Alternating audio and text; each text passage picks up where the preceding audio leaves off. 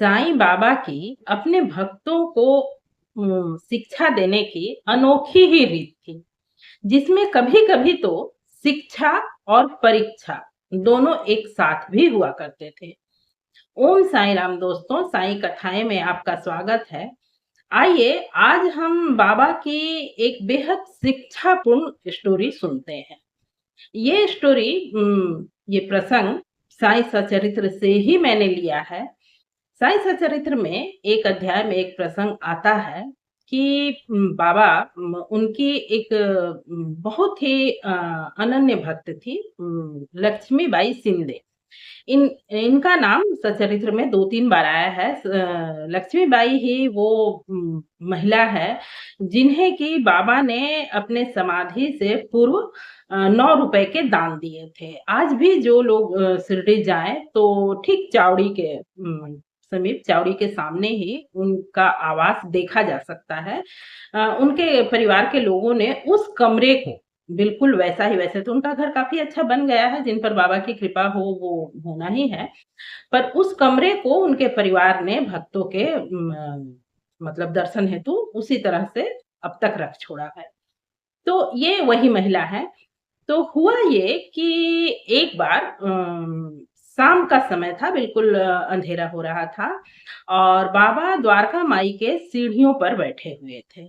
उसी समय लक्ष्मीबाई आई और उन्होंने बाबा के चरण स्पर्श किए। उनकी मनसा बाबा के सानिध्य में कुछ समय गुजारने की रही होंगी। पर तभी बाबा ने कहा कि अरे लक्ष्मी, मैं बेहद भूखा हूँ। ये सुनकर लक्ष्मीबाई उनके पास रुकी नहीं और उन्होंने कहा बाबा आप थोड़ी देर ठहरिए, और वो अपने घर गई। घर जाकर उन्होंने जो भी उनसे जल्दबाजी में बन पड़ा वो भोजन तैयार कर थाल में लेकर बाबा के सामने आकर बाबा के समक्ष रखी। बाबा उस भोजन के थाल में से एक ग्रास भी ग्रहण किए बगैर ही उस थाल को पास ही बैठे एक कुत्ते के सामने डाल देते हैं। ज़ाहिर-सी बात है कि यदि बाबा उसमें से कुछ भोजन ग्रहण करने के बाद बचे हुए भाग को कुत्ते को दे देते तो लक्ष्मीबाई को कोई बुरा नहीं लगता।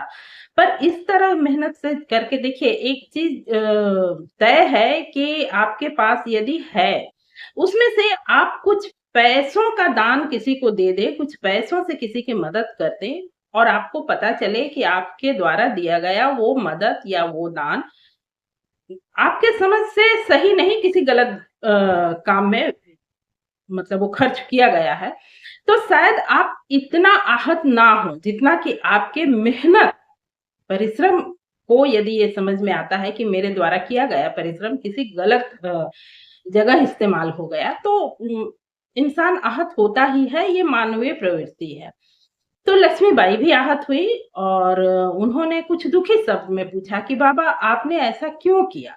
आपने मुझसे कहा कि मैं भूखा हूँ, इसलिए मैं जाकर जल्दबाजी में भोजन तैयार कर लाई और आपने बिना एक ग्रास भी ग्रहण किए उसे कुत्ते के सामने डाल दिया।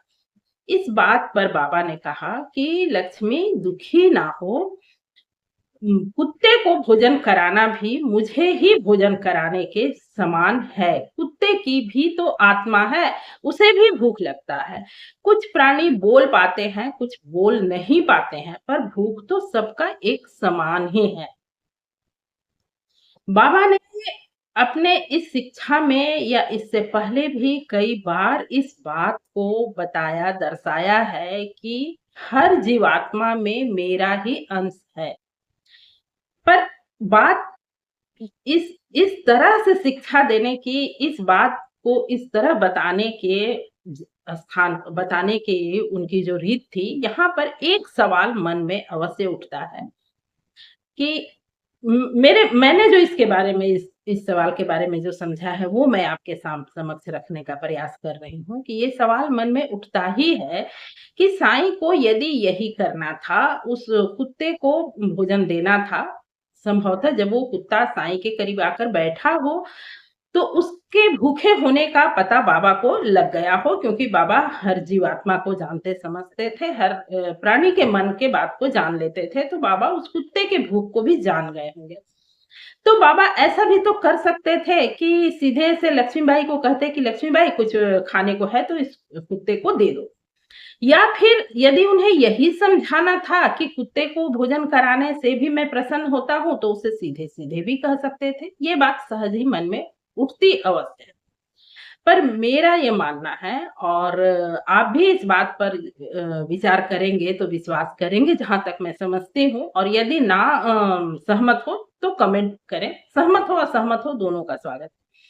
देखिए ये सच है कि बोल के बताया गया उपदेश या दी गई शिक्षा से अधिक किसी दृश्य के द्वारा प्रस्तुत किया गया बात या कोई उदाहरण के द्वारा बताई गई बातें शिक्षा जो भी है ये मानस पटल पर अधिक दिनों तक अंकित रहती है और यदि सीधे सीधे शिक्षात्मक शब्द में कुछ बातें कह दी जाए किसी के द्वारा भी कहा जाए वो बातें बहुत दिनों तक याद नहीं रहती और संभवतः उस तरह से समझ भी नहीं आ पाता जितना कि दृश्यात्मक रूप से देखा गया बात समझा गया बात को समझ में आता है और संभवतः यही कारण रहा होगा कि साईं की रीत ही यही थी कि बाबा कभी भी उपदेशात्मक शब्द में बैठकर प्रवचन की तरह कोई भी शिक्षा कभी भी किसी भी भक्त को नहीं दिया करते थे।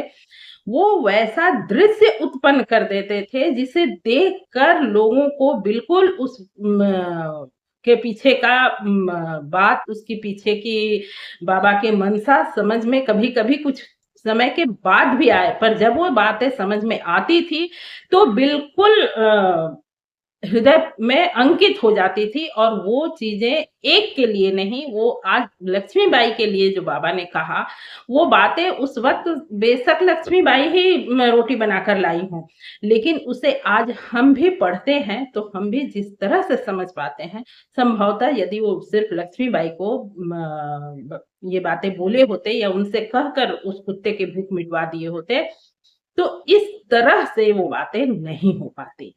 तो मुझे ऐसा लगता है कि बाबा का वो दृश्य उत्पन्न करने का कारण यही रहा होगा, मैं जहाँ तक समझती हूँ। आप यदि सहमत हैं तो कमेंट करें, असहमत हैं तो भी कमेंट करें। और यदि आप इसी तरह की अच्छी-सच्ची और जानकारीपूर्ण वीडियो देखने में इंटरेस्टेड हैं मतलब कहानी सुनना पसंद करते हैं, तो इस चैनल को बिल्कुल सब्सक्राइब करें। मिलती हूँ फिर से किसी ऐसे ही जानकारीपूर्ण वीडियो के साथ, तब तक के लिए ओम साई राम, नमस्कार।